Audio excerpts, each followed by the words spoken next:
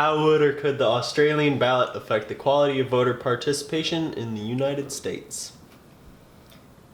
Well, I think that the Australian ballot had an overall positive effect on the quality of voter participation because the secrecy that it added, it made people feel less threatened when they went to go vote. Because previously with the ticket system, it was a very chaotic environment. Going to a crowded voting area like a bar, saloon, or something like that, and everyone was drunk and shouting at you and shoving tickets in your face, and it was a very stressful situation to go up and vote. And not to mention just the pressure from everyone around you. You had to pick the right people to vote for, and it was a terrible system in my opinion. And I think the Australian ballot, with that secrecy, people felt safer and that they could vote for people who they actually believed in and who they thought would reform society and government laws to what they thought was needed. So I think their overall turnout of voter participation, as seen in one of the graphs in this case study, it increased over time as reforms were made to get closer and closer to the Australian ballot. And I think that increased voter participation has had an overall positive effect. That's all due from the Australian ballot. Yeah, I definitely agree with you. It was awful, especially something that really surprised me was how they would they'd have the tickets, like a Republican, like Republicans red, Democrats blue. Republican could hand you a blue ticket, and just because it's sheer chaos at these voting sites, you might fill out the blue ticket thinking that it's your party, when really And you get scammed. it's not. And that's another thing, is there's a lot of scamming, and there was the political machines and how they'd pay you to vote, and then if they don't vote, they threaten you, and they do all this hoopla where it's just very violent and makes voting scarier than it kind of already is. And it was just a big old stressful thing, and I can't think of what it is right now, but when I look at the vocabulary, was it the peace clubs? That's a big part of the scamming. Yeah. And because they'd say you could get your name on a ballot, and if you gave them a little money, but really you're not getting your name on that ballot. Yeah. They're getting the money. And so it was just chaos, and because the political machines were private institutions, the government couldn't really do much to stop it, which just didn't go very well. No. And so with the Australian ballot, it's like with the stats. Those surveys are going to come around soon, probably, where they have 1 week it's the anonymous. Do you drink? Do you do drugs? Do you smoke? Do you drive while on your phone? Blah blah blah blah blah. And most people they feel confident answering that question confidently. But answering confidently. Wow. They feel comfortable answering that truthfully because it's anonymous. But then the next week they hit you with the same survey, but you write your name on it. That's where the lying happens, and people are more, because they're lying because they're they say that administration doesn't look at it, there's still there's the chance. yeah, so there's you're a chance that you can get in trouble, and that's kind of what the political machines did. They were like, if you don't vote for us, you're gonna get in trouble. Yeah. So it kind of forced you to lie and not vote for what you truly believe, like what you would do on the Australian ballot, because it's the anonymous, so you're not. And with the Australian ballot,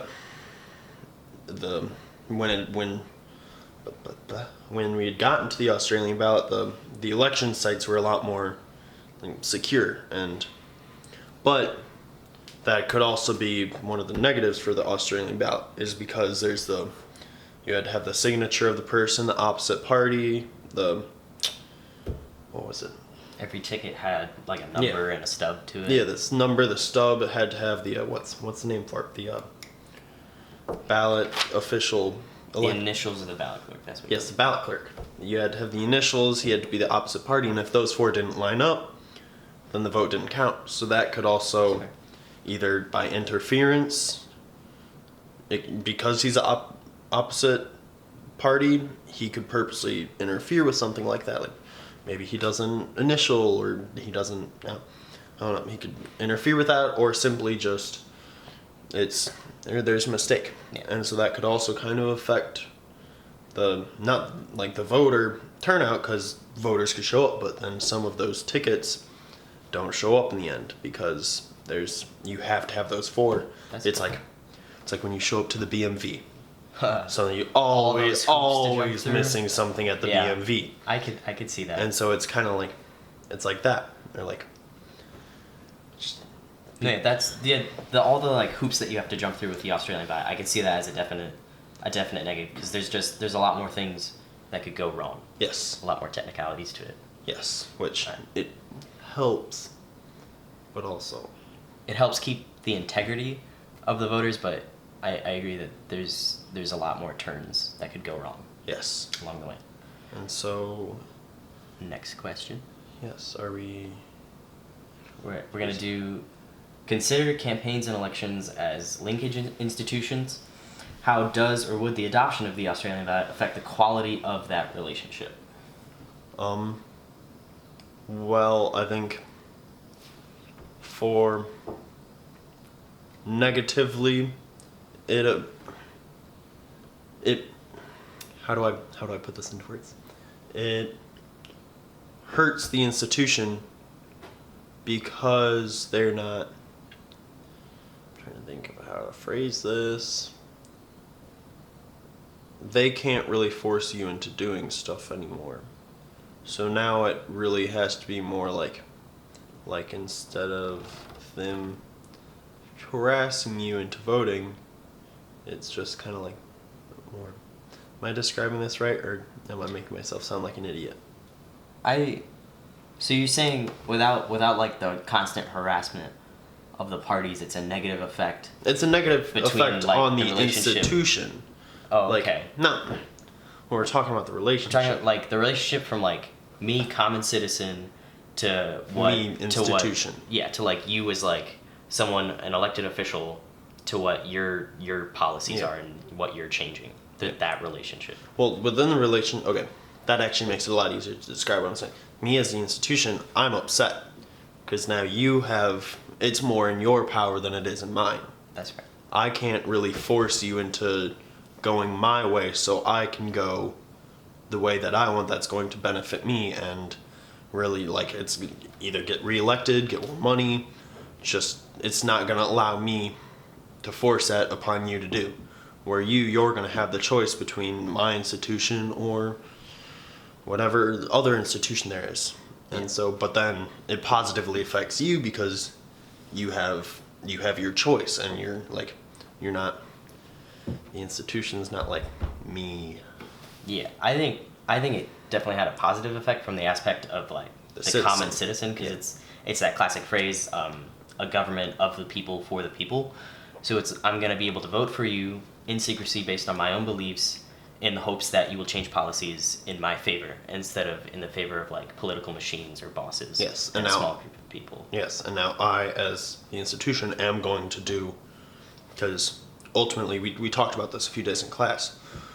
The goal of me is to get reelected, because being in office is good, and that's your job, and so I'm being forced now into doing what the people who are voting for me like when I run and I say I'm doing this, I have to do that. Yeah. Because that's why I'm being elected. And when the people say, I want you to do this, I have to do it. And I can't flip-flop on my words or be scummy and... Well, I feel like it's, and especially now the people that are running post Australia ballot, the people that are running have a general belief in like the common good of people, and they believe what these common citizens believe instead of just loyalists or party bosses that are running for office to gain money or favor. Yeah, and stuff it's like more... So the political side of things, it's more for politics and the betterment of the of like a general society. Yes. The community, not just like a specific group. yes, okay. Uh, So I think does that answer? Political parties and interest groups are also linkage institutions. How might those institutions be affected by the adoption of the Australian ballot? So yeah, that's what we talked about. on the institution side, pre-Australian ballot, it's a very negative thing to adopt the Australian ballot because That that takes away all your money, all the fraud and embezzling and everything like that. Yeah, we talked about that. Okay. Read me that next question. Think about the role of the citizen. What effect? Let me be a literate person. What efforts and responsibilities are reasonably required of citizens? How does such a standard of citizenship relate or affect your decision to adopt or not the Australian ballot? When I think about like the classic role of a citizen, the first things that come to mind is like you have to vote, you have to be educated on the people that you're voting for and the people in federal government because that applies to things and how you live your life. And then the efforts and responsibilities required by a citizen are very similar. Your efforts require you to go vote and to vote with purpose, to know who you're voting for, not just blindly, or like in the past when you'd get paid off to vote if you were like a swing voter. Yeah. It's your responsibility to maintain a general peace, I guess, in society by voting for the people that you believe will make society better through changes in policies and acts like that. Yes. And then how does such a standard of citizenship relate or affect my decision to adopt or not the Australian ballot? I would personally adopt the Australian ballot. Say if I put myself back in the late 1880s, I would want a more secretive way where I can vote based on my beliefs and I'm not pressured by political parties and machines and I'm not scared to vote and I can vote freely based on what I believe. Yeah, okay. So, but how does such a standard decision? Why would okay, so let's say pre-Australian ballot. What might your role of the citizen be? Because I think the ballot completely changes because you're right. It's still that way today. We're 18, so now it's our job to vote. We talked about this even a few days ago when it was the role of citizen, and it goes a lot beyond just voting. And we talked about how it's in general just don't be a crappy person. Like is the ideal citizen out in Muncie, Indiana doing meth? That's not an ideal citizen because they're not adding to society really. I mean, That makes sense. in a sense, economy wise, a little bit sad to say, but it's your role is just, I guess, just in general, don't be a crappy person. So like the role of citizen is to contribute to society? Yes. So like it's not, because it's such a generic answer to just say, oh, you're as a citizen, vote, be involved with the government. Yeah. But I think to be an upstanding citizen, it helps to be involved with the government, but you have to be just generally not a bad person. And so if you're doing that, you have a job, you're adding, and even then you're still, I guess, involving yourself with helping the government through economy, blah, blah, blah, blah, a bunch of stuff that kind of understand but won't speak of because I might not be able to speak intelligently. I want to ask you a question. So you're saying, so pre-Australian ballot, Yes. the role of citizen. If you imagine yourself pre-Australian ballot, would you be for or against it?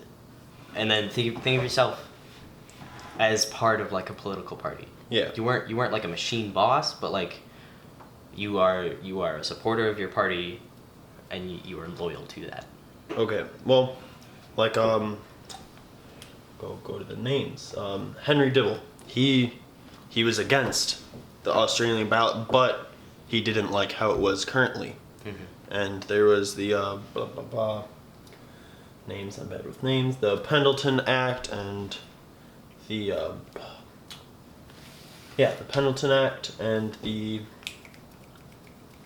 Civil Service Act, and that kind of those were this touches into one of the additional questions that those are kind of like political. A lot of people, I think, that were involved with politics, like outside of just being a civilian, the people involved with politics, they saw that things needed to change because, like, some people just don't like being scummy, awful people, and this was still at a time where our government was kind of forming and becoming kind of what we have today, and it was still figuring things out, and so people really did see that there was a need for change, but they didn't think the Australian ballot was the way to go, because that I think it really, like, from their point, but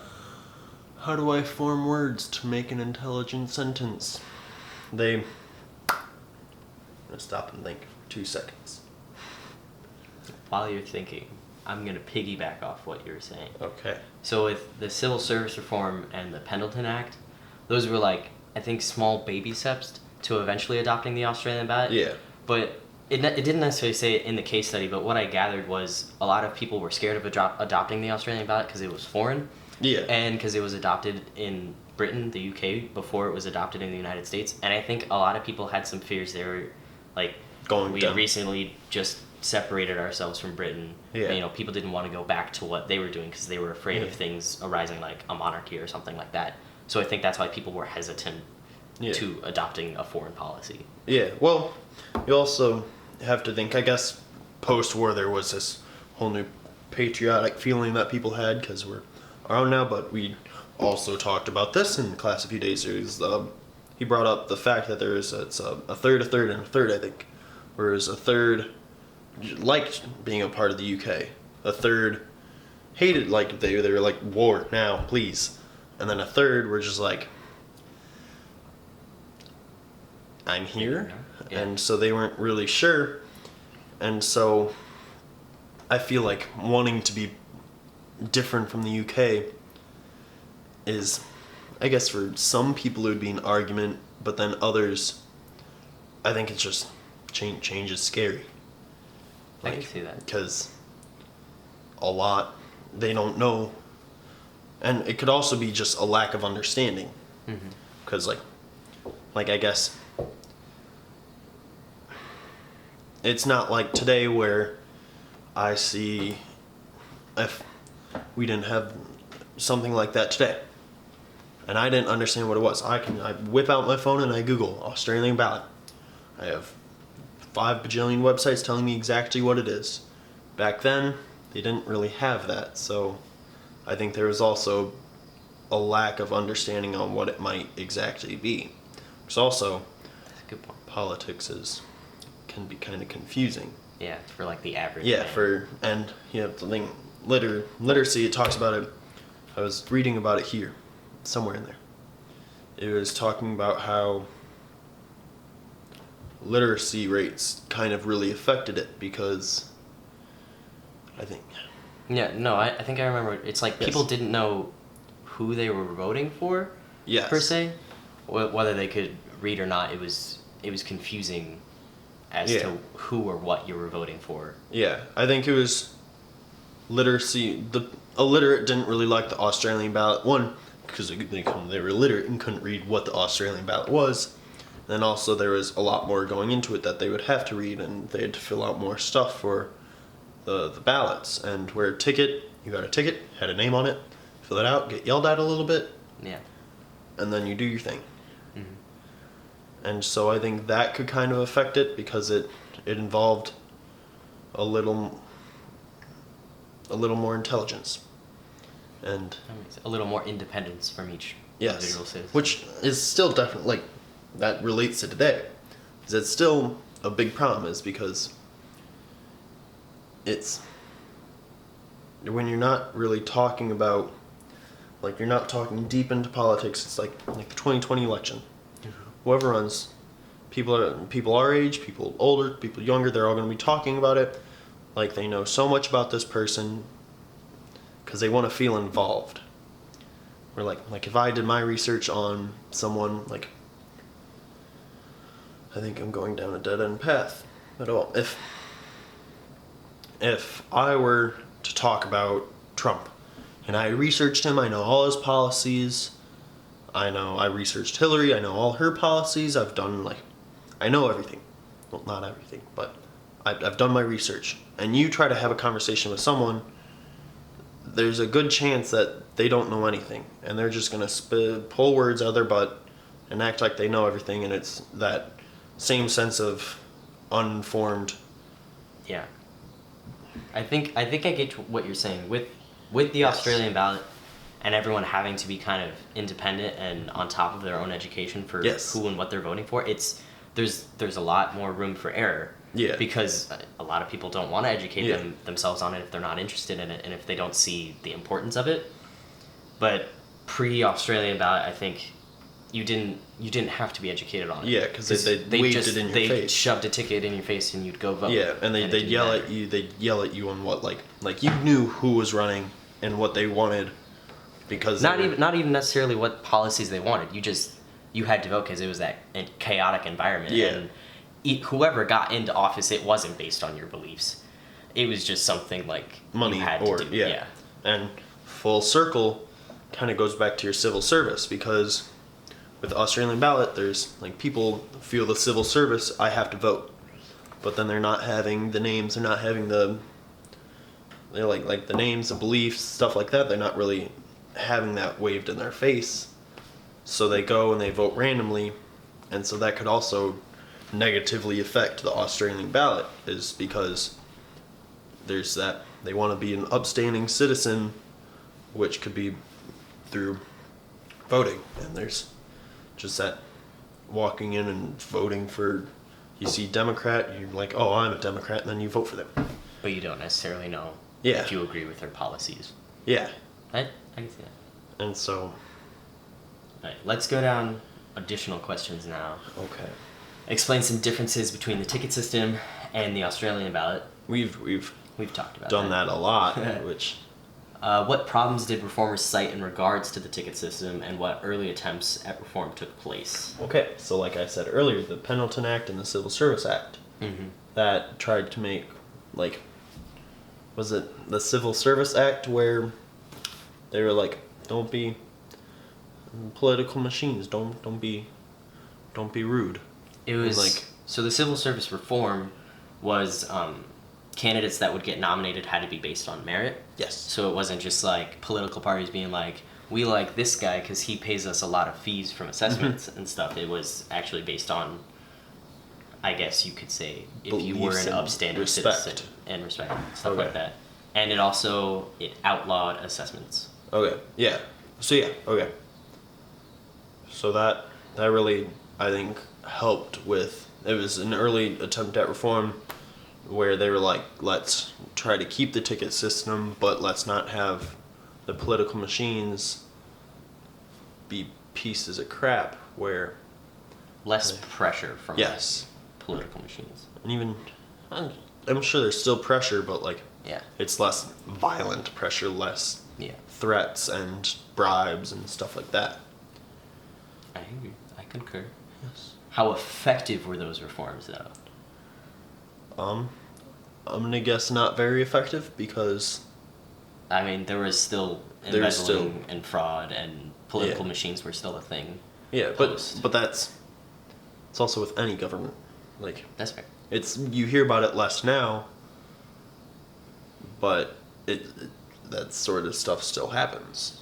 Yeah. And so These were just baby steps trying to fix yes, so I think it's something we're, as a government, we're still trying to work on, and so it kind of helped, and we're still currently kind of trying to. it. It was a step in the right direction, but it Yes. did not solve the whole problem. Yes. I agree. Explain how political machines work and why they might be good or bad for the polity and society. Okay. I'll let you. I've spoken a lot. Yeah.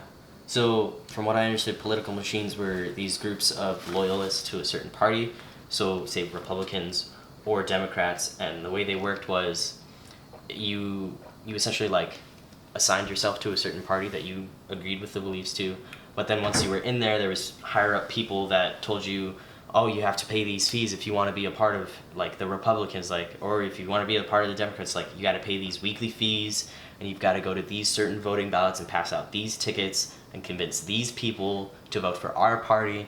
Like there was a section in the case study when they talked about swing voters, and it was they assign like groups of like 5 or 10 people to one certain loyalist to a party, and it was that loyalist's job to convince all those people to vote for their party, and you got paid to do that, and it was like if you didn't do it, you could be threatened by people in your own party. Yeah. So overall, the political machines were just like a very backstabby, nasty kind of environment to be a part of. But if you weren't a part of them, then you were attacked when you went to go vote. You were part of one of those 5 to 10 people in a group that you were getting lectured to or threatened by this one guy from a certain party, and I don't think anyone wanted to be in that position either, per se. So it was almost safer to be a part of a political machine. Yeah, so it's like peer pressure. Yeah. Okay, so why might they be? I agree with that, but looking, because we should look at both sides. Mm-hmm. The good of that, it could be like now there's a lot of a candidate could make a lot of money or couldn't make a lot of money. It depends on how they fundraise, donations, stuff like that to earn, or just general, are they coming into the election wealthy? Mm-hmm. So I think that really affects modern day elections, where then, because like if they're like your loyalist pay me money to be part of the gang, then it's a you have an income source, which is your loyalists, so it's that was good. I see what you mean, because they had all those assessments, there was constant funding. Yes. For people to be running for office. Yes. So that was a good thing. But I guess you kind of bad to that, because back then, where was the money going?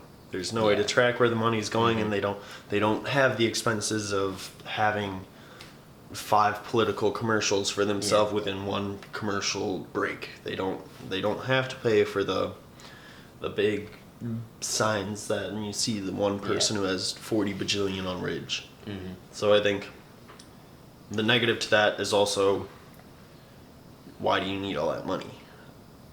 So like back then, why did you need all that money? Yeah.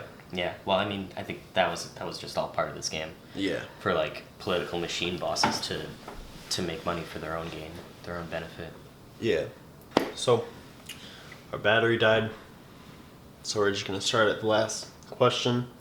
What factors must Governor Markham consider before he signs or vetoes the California ballot reform bill?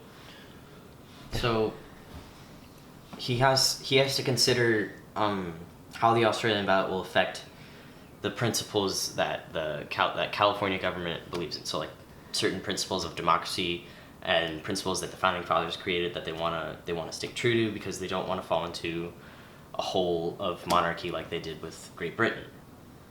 So he wanted to make sure that it protected or even improved the classical saying of the government being for the people, by the people. So before he signs on this California bill, he has to weigh his positives and negatives, and eventually I think he came to the conclusion that a more secretive and safe way to vote was a way to get people to vote based on their beliefs and affect government in the way they wanted it to change. Yeah, so instead of being pushed into voting for whatever the loyalists to the party, like if you're a loyalist or Republican and they're really pushing you to vote Republican, they don't have to worry about that anymore. They can go, this Democratic official believes what I believe,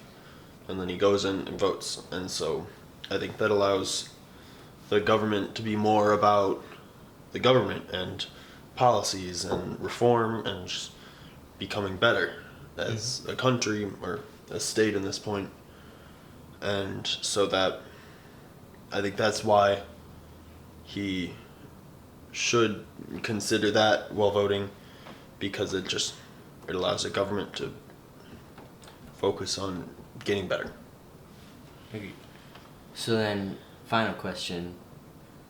The essential question of the class is, how does our constitutional system make possible the balance of individual rights, the promotion of the common good, and consent of the governed?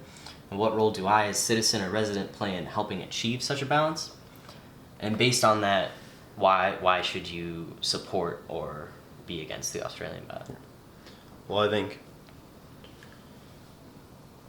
the constitutional system makes possible all of those things because it can change, it can adapt to what, like, the way society is now is way different than what it is back then. And so because as a citizen I can help the government by, I'm like, if you're LGBT, you go and you vote to make gay marriage a thing, make like transgender in the military, like you can voice your opinion, say yes, or again, no, Trump should not be banning trans. You can say yes, gay marriage should be everywhere. No, businesses should not be able to ban you simply because of your sexuality or stuff like that. That's very relevant to today.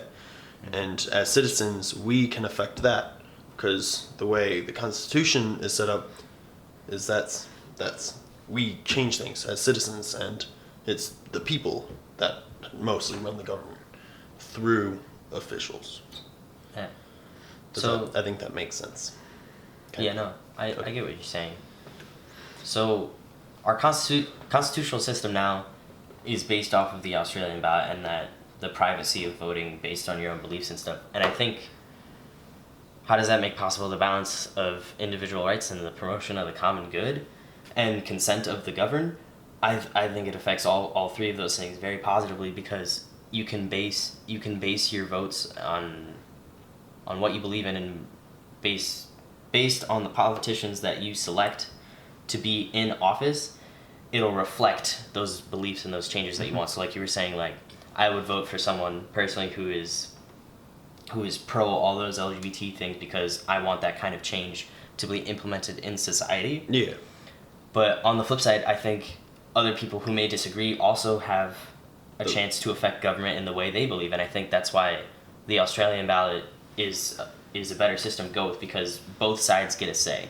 Yeah. Whereas pre-Australian ballot with the ticket system, whichever party I guess had the mass numbers or the mass influence on society would affect who's in government and what changes would be made. And if you had a different opinion, there wasn't necessarily you could do anything about it. Yeah. Yeah, because and I guess, yes. Yeah, they had such a control over voting and who got into office that your personal beliefs weren't included in government and how things were run. Yeah, and we still have problems nowadays with, like, I'll use gun laws as an example. So Republicans, no change should be made to gun laws if that make guns more easily available. They're like felons should be able to have guns. People with disabilities should be able to have guns. And then you have Democrats where they're very like, no guns. Guns are bad. Guns kill people, not people kill people. And just like they have their belief, and they're two polar opposite sides of the spectrum, and nobody wants to compromise to make something happen for the better. And so I think that's still a very big problem, and no matter how much people try to change that, it's still very divided. And then and the people who are in the middle and want to make a compromise, I feel like they're in a very bad spot because then they just get it from both sides, from both parties, where they're like, no, you're stupid. Why would we do that? It's like the pressures from the ticket system. My way or the highway. And so Yeah. I think that's still a very big problem we have, and that. Well, I'll ask you this: what role do you, as citizen, play in achieving a balance in the government and finding that middle ground?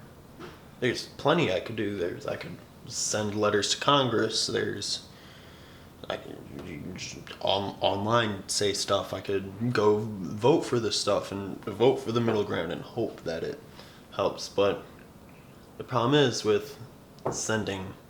I know I can send letters. I know I can do this. I know I can do that. But I'm lazy. So am I going to do that? No. So I think that really affects the way. There's no like just simple way to do that, if that makes sense. Yeah, it's a process.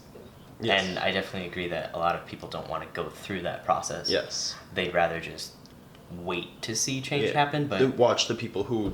yeah, you have to get up and do something if you want policy to change. Yes. Which is why, as a citizen, you can go vote, you can go to protests, and you Yes. can write letters. The options are there. It doesn't mean what you want is going to happen, But you can at but least you try. can try to make a difference. Yeah, and so I think that's why we can achieve such balance, is because The options are there. yes, and if people choose to take them, if they don't choose to take them, that's also, as a citizen, that is my choice. Whether it's a good decision or not, Yeah. that just affects if it gets pushed to change. Yeah. Something that like popped up in my head while we're talking about all this, not necessarily on with what these additional questions are, but we have this classical way of thinking since we were born in this era, that you have to go up, and when you grow up you have to vote for what you believe in, you have to be educated. And I think that that what's the word, that common mentality that we have growing up in this age, I don't think that mentality would have been there without the Australian ballot and the way that we vote now. Yeah. Which, that's just kind of interesting to me, because it makes me wonder, like, kids growing up pre-Australian ballot, what was their notion of, like, when you grow up, Affecting what are you going to government. do? Yeah, how, Yeah. like, do you even care what happens in government? Yeah. Because back then, I mean, I'm not entirely sure, but back then it wasn't like... You can advertise voting. Yeah. Like now it's very, especially these recent few years, you can, on YouTube there's ads, on the TV there's ads specifically towards people our age. Mm-hmm.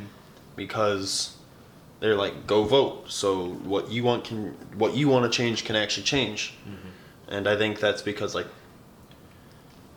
just if the statistics for voter turnout, from what I understand, it's a lot of old people that vote. Like Florida's one of the biggest states for voting, and that's why like presidential elections, they really go for Florida, because it's like the villages, you got like all of these massive retirement home city village looking things, that because old people go and vote. Mm-hmm. And so I think they're really pushing for people our age to vote, because we have a lot of opinions. Yeah. But I don't think a lot of people either understand how to voice them, or they just simply are too lazy to. Yeah. And so I think that's why on TV, on YouTube, and paper, nobody our age reads papers. But like in everything we have, you really see, like, when fall time comes around, they're really pushing for people our age to vote. Younger votes. Yes.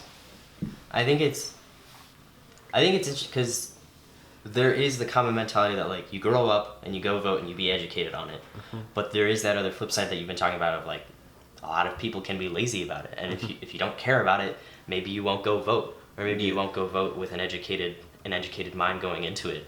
Yeah. And I think the Australian ballot also led to that mentality, but it's our role as citizens, I guess, to take up the responsibility and be educated on what we're putting into the government. Yeah. Yeah. I think is that everything? That's all my thoughts on the Australian ballot, yeah. Oh, a big form of advertising is the stickers. Everybody loves stickers. And our age loves stickers. You see some of the little "I voted" sticker, and you're like, I want a sticker. I want one of those. All right. Cool. I think that was good. That was fun. Break.